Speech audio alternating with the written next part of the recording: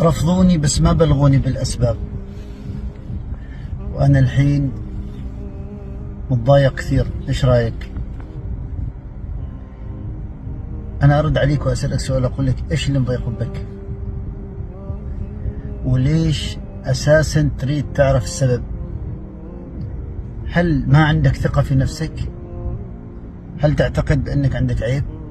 هل تعتقد بأن في خلل؟ هل تعتقد بأن عندك مشكلة؟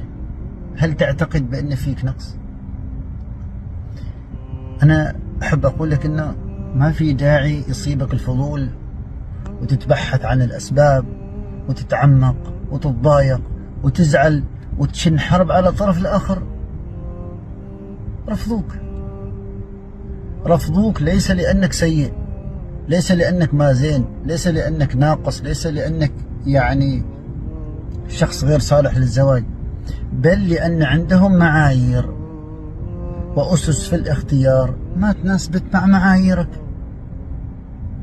ما ناسبتهم، ومثل ما يقال واطلع بالسوق وانتهت المشكلة.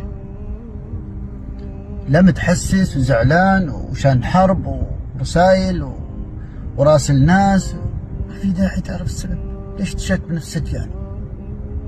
ما انت اول واحد رفضت، ولا انت اخر واحد بترفض. بعدين انت انرفضت في اشياء كثيرة، انرفضت في الوظيفة، انرفضت في الدراسة، انرفضت في صداقات وما تحسست. ليش انت بالذات تتحسس من موضوع الزواج؟ هذا الكلام موجه للجنسين.